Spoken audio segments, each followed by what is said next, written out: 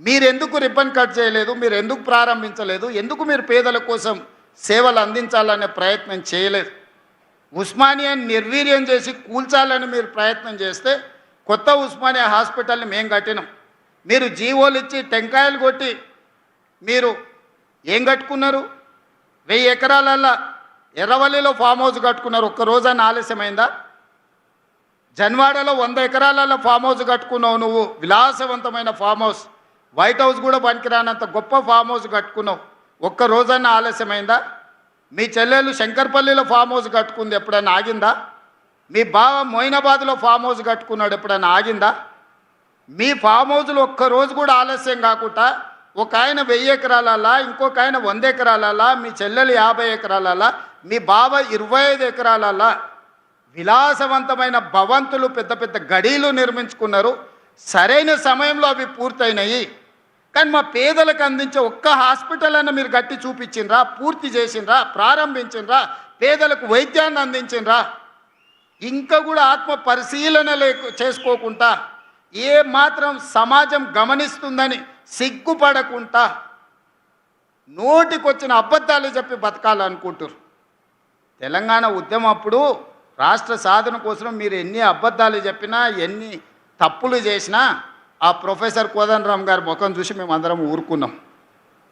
ఇప్పుడు అట్లాంటి పరిస్థితి లేదు.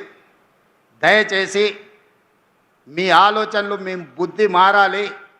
కరువు రావాలని అఘోర దీక్షలు, రాష్ట్రంలో రైతులు చచ్చిపోవాలని చేతబడులు చేపించేది మాని మీ బుద్ధి మారాలని ఆ నల్లమల్ల అడవుల్లో పోయి ఒక 2 ఏళ్ళు తపస్సు ఏమైనా చేస్తే, అడవులల్లో ఆ సెంచులకు ఏమైనా సేవ చేస్తే, లేకపోతే ఆదిలాబాదులో మా గోండులకు ఏదన్నా సేవలు అందిస్తే, మీరు సంపాదించిన 1,00,000 కోట్లల్లో కనీసం నియోజకవర్గానికి 10 కోట్లు 20 కోట్లు ఖర్చు పెట్టి సేవలు చేస్తే మీరు చేసిన పాపాలు కొన్నెన్నా తగ్గుతాయి, మీకు విముక్తి జరుగుద్ది.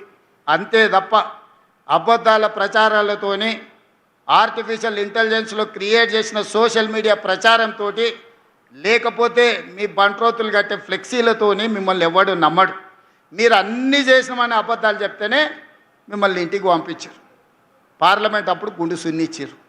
సర్పంచ్ ఎలక్షన్లప్పుడు గోతి తీసి పాతి పెట్టారు. మున్సిపల్ ఎలక్షన్లప్పుడు మీ ఎక్కడున్నారో అత్తా పత్తా లేదు. అయినా మీ బుద్ధి మారలేదు. నేనేం మీ బుద్ధి మారాలని కోరుకుంటలేను. మీరు ఇట్లనే 2034 వరకు ఉండాలని నేను కోరుకుంటున్నాను. ఎందుకంటే మీలాంటి ఉంటే నాకు అలకట్ పని.